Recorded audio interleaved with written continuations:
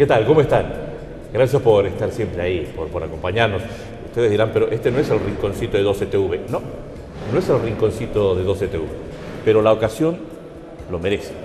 Vale la pena, porque en Alicante se está viviendo un congreso de oftalmología muy importante. Más de 1.500 expertos de la visión están hoy en la ciudad de Alicante. Y entre esos expertos nos encontramos con el doctor Rafael Barraquer, que ha aceptado tomar un café con nosotros. Doctor, gracias. Buenas tardes. ¿Cómo está el café? ¿Bien? Pues vamos a probarlo, ¿no? Doctor, usted sabe que la ciencia avanza a pasos agigantados. Y yo, que tengo un amigo que es científico y que estudia y que investiga cosas, me ha asegurado que si se hace un estudio del ADN de la oftalmología, uno de esos ADN dice Barraquer. No sé si avanza a pasos agigantados o a pasos pequeñitos, pero muchos, ¿no? La ciencia cada vez más está muy especializada y son pequeños avances que se van sumando. Lo que sí que ocurre es que se acelera un poco la producción, porque cada vez hay más gente que se dedica a ese tipo de cosas y cada vez hay más, yo diría, más hábito, más presión para publicar y generar. De hecho, cada vez se genera más información, ¿no? Y aunque a veces los avances sean pequeños, van sumando, eso sin ninguna duda. Lo del ADN, no sé, desde luego, siempre cuando me hacen esta pregunta, que me la hacen a menudo, pues acabo discutiendo sobre qué es más importante, la genética o el ambiente. Probablemente ambas cosas aquí se combinan, ¿no? Porque yo, aparte de estar en una familia de oftalmólogos, pues nací dentro de la propia clínica Barraquer de Barcelona. Estoy viviendo ahí pues hasta los 25 años y eso también puede influir, aparte de la genética, ¿no? Porque viene de una familia dedicada a la oftalmología. Bueno, somos, bueno, yo estoy en la cuarta generación, o sea, mi bisabuelo se dedicó a esto a finales del 19 y principios del 20. Él fue probablemente el primer catedrático de oftalmología en España. Después mi abuelo fue famoso por inventar un instrumento para la cirugía de catarata, una ventosa que simplificaba mucho la extracción entera de la catarata. En aquella época se sacaba entera porque no se ponían lentes, ¿no? Y la dificultad estaba en que no se rompiesen trocitos, digamos. Cuentan la historia de que él vio pues unos bichitos, unas sanguijuelas que levantaban piedritas en el fondo de una pecera. Él era muy aficionado a los animales y se le ocurrió, dice, bueno, si yo pudiera amaestrar una de estos bichos para que sacasen la catarata, pero como eso parece que era muy difícil y él era un gran mecánico, le encantaba montar y desmontar su coche y fabricarse todo, pues fabricó este instrumento, que es como una cucharita unida a una bomba de vacío que permitía pues hacer un agarre muchísimo más suave que el que se hacía habitualmente, porque el cristalino es una cosa redonda, resbalosa y frágil, ¿no? Agarrarlo con una pinza fácilmente se rompía. Agarrarlo con una cucharilla, que es como si hiciera una pequeña succión, pues realmente eso lo lanzó a nivel mundial en esa época. Estamos hablando del año 1917, ¿no? Y él fue el que después, que empezó trabajando en un hospital, acabó creando lo que es la clínica actual, la primera clínica en los años, a finales de los 30. De hecho, durante la Guerra de España ya estaba a medio construir y después de la guerra fue cuando se abrió la clínica Barraquer. Después hay una separación en dos ramas, mi padre por un lado y su hermano mayor, que acabó yendo a Bogotá, Colombia. Y en la actualidad pues tenemos la cuarta generación, tanto hijos de mi tío como aquí en Barcelona está mi hermana Elena y yo, y tenemos varios hijos que están también por ahí en la quinta generación en camino, así como primos. O sea, que siguen con el ADN que hablábamos recién. Probablemente eso apoyaría la teoría genética. Doctor, lo escucho hablar de su abuelo y no tan solo hay cariño, que se entiende que es lógico, pero gran admiración. Sí, realmente, bueno, por todas las generaciones, y eso que quizás no lo pude conocer mucho, porque él falleció cuando yo tenía apenas 9 años, pero sí que es un personaje que está impregnado primero lo que se conoce de él no solo como médico, como cirujano, como inventor, sino que era una persona muy particular. Una persona muy particular, era un gran amante de los animales y en aquella época él se pudo hacer casi un zoo en la clínica, en su casa. Bueno, ya en su casa, ¿no? La gente entraba y tenía serpientes por las lámparas del techo. Después pues tuvo hasta 3 chimpancés, tuvo una pareja de guepardos, tuvo un puma, y todo estaba por allí por la clínica. Es decir, que esto... Y luego era un gran amante de la mecánica, como digo, ligado con su... Y esto está impregnado, bueno, en su vida, porque tuvo un accidente muy grave y tuvo que prácticamente llevar una prótesis externa de la pierna, pues tuvo una fractura abierta que no se pudo consolidar. Estuvo en Francia se le querían cortar la pierna, él se construyó con su propia técnica por galvanoplastia, una especie como de funda metálica para llevarla dentro de la bota hasta la rodilla, y estuvo pues media vida llevando eso. Y eso también, cuando uno ve el diseño de la clínica, aunque hay un arquitecto que lo firmó, probablemente se ve que fue él quien realmente diseñó esa cosa que en aquella época era tan futurista, ¿no? En los años 30 había un cambio un poco de estilo, ¿no? en la arquitectura, pero también muchos detalles del interior de la clínica, tanto en la organización como en pequeños detalles de los muebles hechos por él prácticamente, las cerraduras, dispositivos eléctricos, ¿no? Todo esto, digamos, lo caracterizan como una personalidad muy, muy genial, ¿no? Un hombre que superaba las adversidades.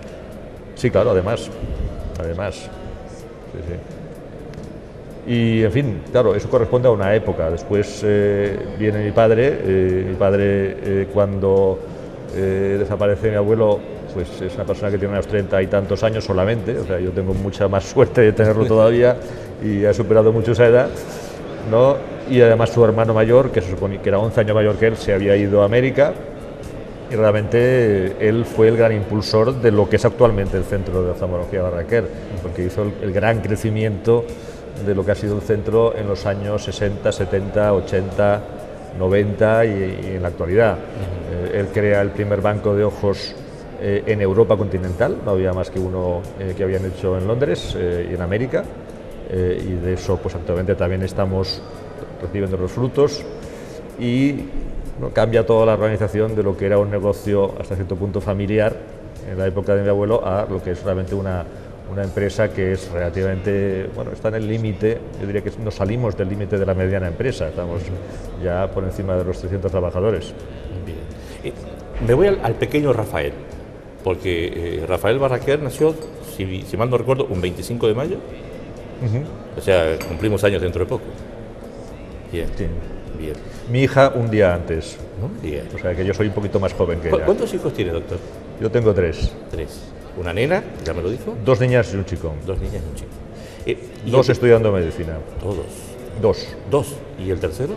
La mayor es la única que es la que más se parece a mí y es la que de entrada dijo que de sangre nada. de medicina nada. Y bueno, estudió administración de empresas en una escuela muy buena en Barcelona a nivel mundial, y ahora está muy interesada en producción cinematográfica y está en Londres actualmente. Muy bien. Doctor, el pequeño Rafael, retrocedemos un poquito en la máquina del tiempo. ¿Cómo era? ¿Qué hacía?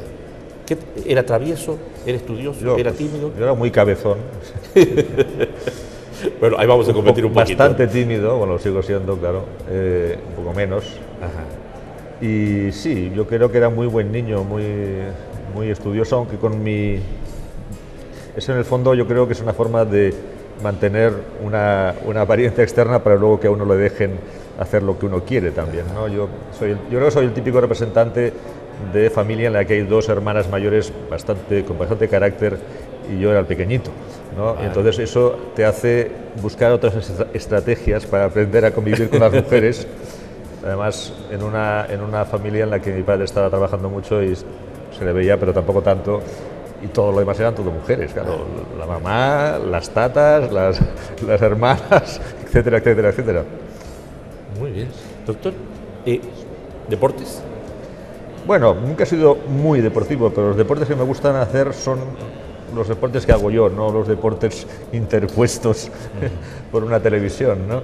Y en fin, he hecho deportes desde cosas de tipo de invierno, de esquiar, deportes de verano, náutica, también el esquí acuático, ese tipo de cosas. He hecho un poco de todo. ¿Hay colores de fútbol? No particularmente. Yo en esto iba un poco a la contra. Es decir, como cuando eres un adolescente en el colegio parece que es como obligatorio que todo el mundo vaya al patio a correr detrás de la pelota, yo era el que me negaba a esto. Y de ahí, pues, la verdad es que nunca he tenido demasiado interés por el fútbol. ¿Tiene ídolos? ¿Cómo? Ídolos. Hombre, es difícil hablar de ídolos en el sentido, digamos, pagano del término. Hay desde luego, personajes que tienen mi admiración, desde luego. Tanto a nivel de la ciencia como de la filosofía, como incluso una cosa que yo creo que es muy importante en el mundo, digamos, alrededor de la ciencia, no solo la ciencia en sí, sino la divulgación de la ciencia. Conseguir que eso llegue a la gente, ¿no? Y hay personajes que no son muy conocidos, pero que yo creo que han sido importantes en este último mitad de siglo. Si Rafael Barraquer tendría la oportunidad de elegir entre todas las personas que admira, tomar un café con alguien, ¿a quién elegiría? Es que tomar un café no sé si da para mucho, ¿no? La verdad, no se me ocurre en este momento. Yo creo que vivimos en un mundo actualmente en el que eso se ha vuelto mucho más fácil en general, ¿no? Quiero decir, si uno realmente quiere entrar en contacto con, en general, cómo ha evolucionado la sociedad de la comunicación hace que sea realmente mucho más fácil entrar en contacto con cualquier persona que a uno le interese, aunque sea un contacto a través de un medio electrónico, ¿no? Y en el mundo profesional, pues es muy fácil ahora viajar a cualquier congreso y cualquier persona totalmente alejada, pero que tenga un peso en tu profesión, pues puedes interactuar con esas personas muy fácilmente, ¿no? O sea que no lo sé, ya no se convierte en una ilusión, porque se realiza muchas veces. Claro, ya no es inalcanzable, ya es una cuestión de hacer gestiones, ¿no? Hombre, los inalcanzables son la gente que ya no están. Claro. La gente del pasado, que hubiera sido muy interesante, ¿no? Poder tener una conversación con Mozart o con Juan Sebastián Bach, no sé, por decir un campo, ¿no? O con Aristóteles, ¿no? Pero evidentemente eso sí que es imposible. ¿Te gusta la música? Sí. Sí, bueno, ahora, yo creo que la música no es que te guste o no te guste, es que es muy difícil que no te guste si eres una persona mínimamente humana, me parece a mí. ¿Qué lo hace reír? Yo intento reír mucho, yo río bastante, me parece. Soy de risa relativamente fácil, ¿no? Pero yo creo que, a ver, hay una risa que es como refleja, ¿no? Y que es automática, ¿no? Y que a lo mejor no controlamos muy bien. Yo creo que se puede intentar educar la risa de forma que te rías de las cosas que no es, digamos, denigrante, ¿no? Aunque es cierto que ves una película de Charlotte que se cae al suelo y te ríes automáticamente, me refiero a eso. Hay que intentar, yo creo, introducir la inteligencia también en el humor, ¿no? E incluso más que reír, es una cuestión de saber tener humor en la vida, ante todo, ¿no? Que quizás es diferente. Claro, claro. Y que falta mucho, yo creo, también, ¿eh? Vivimos, yo creo, en una sociedad en la que nos reímos mucho, pero quizás no hay mucho humor, en el sentido, digamos, más anglosajón de la palabra, ¿no? Bien, bien. ¿Algún personaje, algún humorista en especial que lo hacía reír? Decía, este es el humor en el cual yo... Hombre, yo, por ejemplo, una persona que vi directamente en directo como humorista, que tampoco es una cosa que haya muchos shows en directo, fue a Eugenio, por ejemplo. Eugenio, él contaba sus chistes en un bar en Barcelona, donde iba con cierta frecuencia en la época en la que yo era estudiante de medicina, por ahí, debía ser, ¿no? Tenía su ritmo para el humor, ¿no? Sí, no, y lo que te das cuenta es que evidentemente ese tipo de cosas vistas en directo pues tienen una calidad, como pasa con cualquier espectáculo bueno, como pasa con la música, por ejemplo, ¿no? Está claro que una buena grabación con un buen equipo de alta fidelidad, y en esto pues tengo la experiencia de mi padre, que es un gran aficionado a la alta fidelidad y tiene un equipo que es absolutamente estratosférico, sin exagerar, pero a pesar de eso, yo creo que una buena actuación en directo pues, no se puede reproducir. Bueno, es otra categoría diferente, ¿no? Claro, una grabación seguramente está mucho más seleccionada, filtrada, pulida, y a lo mejor una grabación de una pieza orquestal, pues el instrumento aquel que está allá al fondo, en directo ni lo oyes, el clave que está ahí detrás tocando, y en una grabación pues le han subido el volumen y lo oyes. Eso puede ser interesante, por supuesto, pero ya no es realmente la experiencia natural. El espíritu de la sala cuando uno va a un espectáculo en vivo. Además, la posibilidad de que haya cosas inesperadas, ¿no? Que es lo que hay en todo lo que es una actuación en vivo. Yo no quiero centrar tomar un café con Rafael Barraquer en su vida profesional. Por supuesto que es interesante, pero creo que si uno entra en internet y pone Rafael Barraquer se va a encontrar con todos los logros, importantes logros, que ha conseguido en su carrera profesional. Pero me pongo en el papel de chicos que están en la universidad, que están siguiendo una carrera, que se esfuerzan, que trabajan, que estudian, y dicen, ¿cómo se hace para conseguir el éxito profesional? Y acá separo la pregunta en dos partes. ¿Se considera un hombre exitoso Rafael Barraquer? Y si es así, ¿qué consejo le damos a la juventud que quiere hacer las cosas bien? Es que depende de lo que uno defina como éxito profesional. Supongo que se pueden ver varias dimensiones. Se puede ver una dimensión a veces en cuanto a éxito económico, por ejemplo, ¿no? Tener pues mucha demanda, muchos pacientes que quieren verte, depende si estás trabajando en una medicina pública o más en una medicina privada, claro, ¿no? Luego pues hay una cuestión que es el reconocimiento del resto de la profesión. Y luego también hay un poco el concepto que uno tenga de uno mismo, que en fin, yo creo que también tiene su valor, ¿no? Porque yo no creo que todo tenga que ser simplemente evaluado desde fuera. Yo creo que hay que tener una coherencia con lo que uno quiere hacer y luego hay que autoevaluarse también, ¿no? Y no siempre eso coincide con los parámetros habituales de lo que es un éxito, ni desde el punto de vista social ni desde el punto de vista estrictamente profesional visto por tus compañeros, ¿no? A lo mejor tú puedes dedicarte a hacer una investigación sobre un tema que para ti es el más importante y que a lo mejor dedicas toda tu vida y a lo mejor no llegas a nada, o a lo mejor llegas cuando ya se acaba tu vida y a lo mejor solo te reconocen después. Eso puede ser tan válido como el señor que desde los primeros años descubre o se hace famoso por un determinado hallazgo y que empieza a estar, digamos, en la espuma de la sociedad a partir de ahí, ¿no? ¿Usted es feliz con su profesión? Sí, yo creo que sí, bastante, aunque como todo, la felicidad es siempre una cosa momentánea, ¿no? Son espículas de...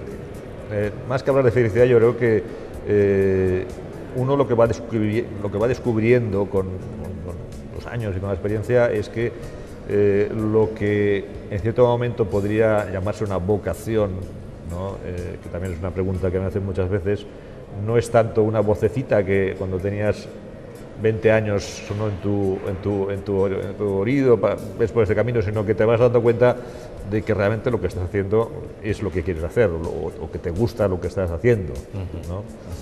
Al menos desde el punto de vista profesional, ¿no? Evidentemente, yo creo que tenemos los humanos una forma de ser que necesitamos no estar 100% satisfechos, porque si no es muy difícil tener estímulo para seguir adelante. Por tanto, la felicidad está muy bien cuando consigues una cosa determinada, ¿no? Pero también hay que tener un cierto grado de satisfacción para poder seguir adelante. Hay que seguir, no hay que detenerse. Ya, pero quiero decir que si estuviéramos perfectamente felices, pues nos quedaríamos parados sin hacer nada más, ¿no? Bien. Usted es profesor universitario también, ¿no? Sí, yo he estado haciendo prácticamente desde que acabé la carrera. A ver, yo siempre he considerado que la profesión médica es completa cuando tiene todas sus ramas desarrolladas con un cierto equilibrio. Ese equilibrio a lo mejor puede variar de una persona a otra, pero que debe incluir la parte asistencial, digamos, la relación con los pacientes, tanto médica como quirúrgica, y eso es una de las grandes ventajas de la oftalmología, que tiene un poquito de todo, pero también tiene que tener la parte docente y la parte de investigación. ¿Cómo ve a la juventud española hoy? Porque siempre a veces dice, ay, esta juventud que está perdida, yo no sé con esta juventud a dónde vamos a ir. Usted que tiene trato con los jóvenes y que seguramente la pregunta anterior que yo le formulé sobre qué consejo le da a los chicos que quieren llegar a lo máximo en su profesión, esto lo ve todos los días. ¿Cómo ve la juventud de España? Bueno, no sé, no tengo mucha comparación porque solamente con mi generación, cuando estábamos, digamos, en la fase de estudios y en la actual, quizás la diferencia fundamental es que, por un lado, hay una situación económica más difícil en la actualidad y las salidas, digamos, de trabajo son más complicadas. Eso a lo mejor a según quién le puede deprimir, a otros yo creo que los deben estimular, ¿no? Pero por otro lado, yo creo que los jóvenes actuales tienen un acceso a un montón de aspectos que nosotros no teníamos. Quiero decir, el acceso a la información, el acceso a, bueno, una cantidad de cosas es tan fácil en la actualidad, quizás no se dan cuenta de eso, ¿no? No sé cómo describirlo. Quiero decir, nosotros cuando teníamos, no sé, la posibilidad de conseguir, no sé, pongamos, por hablar de otro campo, un determinado disco, pues ese disco te lo aprendías de memoria, ¿no? Quiero decir, en la actualidad yo no sé si eso ya ocurre con los jóvenes actuales, porque como pueden tener todo lo que quieran, no sé si tienen un exceso, pueden tener un exceso de dispersión, ¿no? Y entonces, en fin, yo creo que sí que hay que recomendar a la gente que hay que formarse bien, por supuesto, pero luego también hay que saber escoger un camino y saberse focalizar, saber escoger qué es lo que uno realmente quiere hacer, ¿no? En Argentina tenía un profesor que me sabía decir que algunas de las fórmulas, que hay varias, me decía, depende de la persona, pero que una de las fórmulas del éxito es 1% de inspiración y 99% de transpiración. Bueno, eso no sé quién lo dijo también, pero es un dicho antiguo, sí. Está claro que hay que trabajar, claro. El problema es cómo se consigue el gusto por trabajar, ¿no? O sea, la gente que tiene éxito casi siempre es porque han conseguido disfrutar trabajando.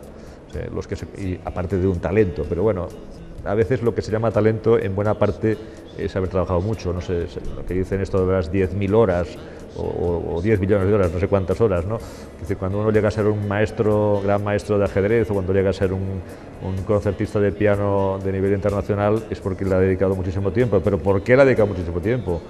Porque a lo mejor desde cuando tenía 3 añitos, como cuentan que le pasó, por ejemplo, a Isaac Albéniz, que le regalaron, su padre era un señor que trabajaba en la aduana en un pueblo perdido del Pirineo, y ni siquiera eran inmigrantes de fuera de Cataluña, de Navarra, y estaban allá a la frontera. Ningún contacto con la música, alguien le regaló un pianito de estos, como el de Linus de Charlie Brown, y a partir de ahí el niño empezó a tocar y se convirtió en uno de los más grandes músicos que ha tenido España en el siglo XX, ¿no? Y yo creo que esa historia se debe repetir. Hay unas edades críticas, sobre todo en niños relativamente pequeños, en los que se escoge cosas como, no sé, usar la mano derecha o la izquierda, ¿no? Y también el gusto o no por la lectura, el estudio, ese tipo de cosas. O sea, el problema a veces es que cuando intentamos actuar, y desde luego yo no soy experto en pedagogía, pero me da la sensación de que a veces puede ser tarde. O sea, estas cosas a veces, las bases se generan en una época muy precoz, que posiblemente influya bastante más los padres que no el ambiente externo, porque además a esa edad los niños están muy en casa. En una reunión familiar de la familia Barraquer, está Rafael Barraquer con sus hijos, y de pronto Rafael Barraquer le dice a sus hijos: quiero hablar con ustedes tres y decirles que nunca olviden que... Bueno, no sé si lo hacemos así. Escenografía más. A ver, claro, mis hijos ya son un poco más mayores y ahora ya no recuerdo cómo era hace 20 años o 15 años, ¿no? Pero yo creo que hemos tenido siempre una comunicación bastante fluida con mis hijos y muy abierta, en la que ellos han sido críticos y nosotros no hemos rehuido la conversación inteligente y abierta. Yo creo que esto, no sé, creo que ha sido bueno, pienso yo. ¿Es un buen padre?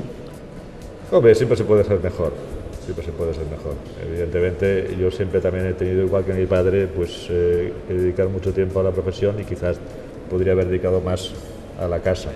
Pero de momento, si se ve por los resultados, yo creo que la verdad es que he tenido o mucha suerte o no lo he hecho tan mal. ¿Es difícil ser Rafael Barraquer? Nunca ha sido otro, o sea que es muy difícil de responder, ¿no?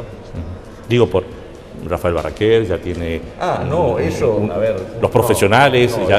eso uno se acostumbra, claro. Eso viene con el paquete, viene con... Es decir, que ya eso no hay... No, ya lo sabes, ¿no? Si no, a ver, eso es la base, si no, ya habría cogido otro camino desde el principio. Eso sí que lo sabes, es que cuando tú coges el camino de decir, bueno, sigo lo mismo que el resto de, de 3 generaciones o 4 de la familia, ya sabes que vas a tener unas ventajas, evidentemente, ¿no? Porque claro, ya vas lanzado con el impulso de las generaciones anteriores y el gran inconveniente de que siempre te van a comparar. Te van a comparar con gente pues, que han destacado mucho. Pero yo creo que hay que intentar ser consciente de eso y luego guardarlo en un agujerito en el fondo del cerebelo, ¿no? Me debía esto, entre comillas, por supuesto, el consejo a los jóvenes. ¿Qué le decimos? A la gente que le está pasando mal, que está en el paro, que dicen hay que irse de España porque aquí no hay trabajo. Hombre, no sé si sabría yo decirles un consejo. Yo creo que intentar formarse lo mejor posible, ¿no? Y que eso va a ser más fácil de encontrar, aunque ya saben, también es verdad que hay gente que se va teniendo buena formación aparentemente, ¿no? Pero bueno, son gente que cuando se van a poder posiblemente encontrarán oportunidades si están bien formados en otros países, por ejemplo europeos, donde hay mucha gente que está consiguiendo trabajo, luego ya volverán, ¿no? Está claro que siempre ha habido gente que a lo mejor sin demasiada formación o una formación que no era muy formal han tenido éxito. Esta gente que son muy listos y que montan una empresa y se hacen millonarios. Bien. Eso también ocurre. Yo la verdad es que no sé cómo se hace eso, ¿eh? La verdad, o sea que tampoco podría dar un consejo, ¿no? Pero en fin, yo creo que la necesidad de formarse bien, eso es insoslayable, ¿no? Nos confundimos y comparamos, si decimos que el éxito pasa por los bienes materiales. ¿El dinero hace la felicidad? No lo creo. Hombre, ayuda, pero hay tanta gente con mucho dinero infeliz por ahí que está claro que no solamente eso. Y hay gente feliz sin dinero también. Evidentemente hay un término medio en todo, ¿no?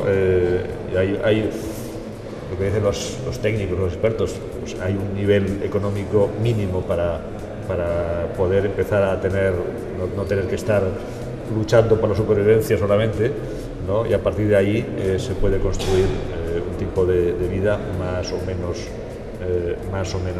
satisfactoria. Pero también está claro, como digo, hay muchísima gente, muchos ejemplos de mucha gente que consigue tener los niveles económicos estratosféricos y sin embargo pues acaban con grandes problemas de infelicidad, ¿no? Dicen las encuestas que lo que más preocupa a los españoles en estos momentos es la corrupción. ¿A usted también le preocupa? Hombre, es un problema, obviamente, es un problema, pero es que yo creo que eso solo se puede solucionar también trabajando mucho, y poco a poco, no es una cosa que se puede solucionar de un plumazo. En el fondo, quien dice corrupción es como decir democracia, ¿no? Es decir, la democracia, bueno, sí, en un momento pasamos a tener una cosa que se llama democracia, pero la democracia se construye poco a poco a base de mecanismos que son muy complejos y que tardas años en no solamente el crear la estructura y las leyes básicas y los organismos que funcionen, sino pues conseguir ese equilibrio, esa independencia de los poderes, que la democracia sea real, que no abusen los partidos, ¿no? Etcétera. Y yo creo que la corrupción es parte de lo mismo, ¿no? Quiero decir, es conseguir que se vayan creando mecanismos para que no se estimule la corrupción, se vaya haciendo cada vez más difícil, ¿no? Bien. Empezando por la educación de la gente que se dedica a política, porque seguramente si hay mucha corrupción es que hay mucha gente que cree que es lo normal, o mucha gente que cuando se han metido en política han creído que eso era lo normal y claro, si partimos de eso va a ser muy difícil. Evidentemente es como con cualquier, digamos, vicio, ¿no? Quiero decir, hay la posibilidad de controlarlo con el palo y la posibilidad, o sea, con la represión y la posibilidad de evitarlo con la educación. Supongo que harán falta las dos cosas, ¿no? Pero no simplemente es una cuestión, ya digamos, de palo, de encontrar los culpables y castigarlos, sino de conseguir que la gente entre en política sin estar buscando hacerse una carrera económica, ¿no? Doctor, ya nos hemos quedado sin café, el café que nos quedaba ya se ha enfriado. Le quiero agradecer el tiempo que nos ha dedicado, pero permítame, porque en el inicio de este exquisito diálogo con Rafael Barraquer recordó a su abuelo y dijo, si mal no recuerdo, que era, entre comillas, humanitas, que superaba todas las adversidades, que era muy hábil, que tenía una gran personalidad, y habló con admiración. Y yo me voy a trasladar en el tiempo, voy a avanzar muchos años en el futuro y me voy a encontrar con los nietos de Rafael Barraquer. ¿Cómo le gustaría que los recuerden? Pues no sé cómo me recordarán, la verdad, pero, en fin, es que yo no sé, habría que empezar por preguntarle a mi abuelo cómo esperaba él que lo recuerde. Recordar. En fin, sería un poco cómo tengo que yo autodescribirme. A ver, yo soy, no sé, quizás una persona a la que le gusta mucho conocer las cosas. Por eso me gustan muchas cosas. Y eso es una virtud y un defecto a la vez. Porque es una virtud porque acabas conociendo muchas cosas y por otra parte a veces te dispersas mucho, ¿no? En mi trato con las personas, yo creo que me van a considerar una persona bastante amable en general y con una persona que siempre ha buscado bastante los consensos, aunque eso no quiere decir que no tenga mis criterios también, ¿no? ¿No? Y luego, pues, entre la teoría y la práctica, yo creo que soy una persona bastante práctica. O sea, yo soy pragmático, pero también soy consciente de que a veces hay unos principios mínimos que no se pueden quitar, ¿no? De ahí, o sea que hay que buscar un equilibrio. ¿Es una persona de decir te quiero? ¿Es una persona de expresar sus sentimientos? Bueno, a veces, no, quizás no lo suficiente también. A veces eso también hay que hacer un esfuerzo, ¿no? Pero bueno, yo creo que eso le pasa a casi todo el mundo y al revés. Hay gente que dice mucho y después a lo mejor no lo dice con sinceridad, o sea que... Doctor, hemos iniciado un café con el doctor Barraquer y nos vamos muy contentos porque hoy hemos tenido la oportunidad de conocer al hombre, a Rafael Barraquer. Gracias. Gracias a ustedes. Muy amable. Les dije que el café de hoy iba a ser interesante y que valía la pena cambiar el rinconcito por esto que es la sala de prensa de lo que es el Congreso. Vamos a seguir tomando café. Estuvimos con Rafael Barraquer. Todo un gusto.